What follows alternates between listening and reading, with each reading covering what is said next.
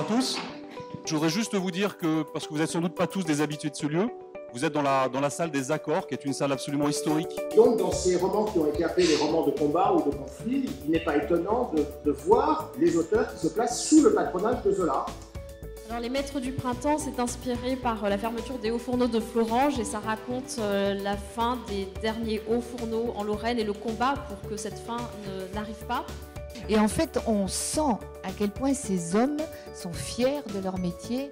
Les descriptions de la boule de feu qui sort de la goulotte, là, c'est magnifique. Avec Vue sous la mer, qui n'est peut-être pas un roman social, montre quand même un tableau abrupt de l'exploitation en cale à bord d'un bateau, certains d'entre vous ont vu ce livre.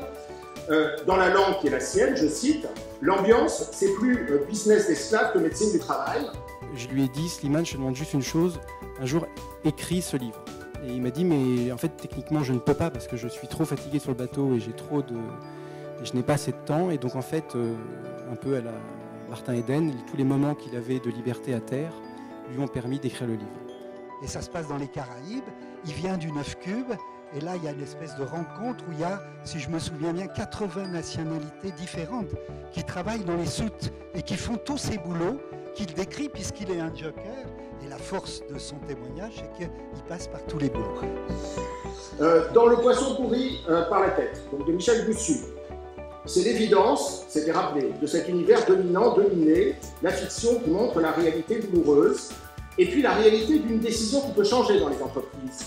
Je cite le texte, « Moi je vois assez bien comment une mauvaise idée devient une bonne idée, il suffit qu'elle soit proposée par le chef qui la trouvait mauvaise la veille. » Il y a plein de bouquins qui expliquent très bien le harcèlement moral, qui expliquent très bien l'épuisement professionnel, mais en fait, il faut ressentir les choses.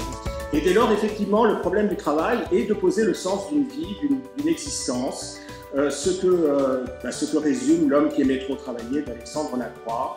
L'entreprise avait accaparé mon temps et elle ne m'avait octroyé en échange que des virements réguliers sur mon compte courant et une conscience du devoir accompli qui m'avait à la longue desséché.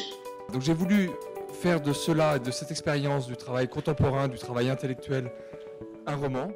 Et moi, en tant que praticienne de terrain, je le vois souvent dans les entreprises, ces personnes qui se laissent happer par leur travail et qui deviennent, comme le dit d'ailleurs le héros, il a la hantise d'être un cadavre. Le 7e prix du roman d'entreprise et du travail est décerné à Slimane Kader pour Avec vous sous la mer. Il y a autour de ça une forme de sidération joyeuse de la part de Slimane. Il m'a envoyé un mail tout à l'heure. C'est en 2 lignes et c'est un bon résumé et de la joie et de la sidération de Slimane. C'est cool, donc je cite, c'est cool d'avoir un prix, même si c'est chelou. Tu fais un taf de crevard et on te file une médaille. La vérité, je comprends pas.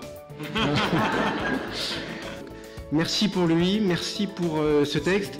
Et merci d'avoir primé un livre qui normalement n'aurait pas dû exister parce qu'en fait c'est pas un livre sur le travail, c'est un livre qui vient des bas-fonds du travail, qui vient des bas-fonds d'un navire et normalement à part Jack London et Beethoven, ça s'appelait Le Vaisseau des Morts dans les années 20, en fait on n'a pas de texte, comme vous l'aviez dit, il n'y a pas de texte qui viennent de ces bas-fonds là.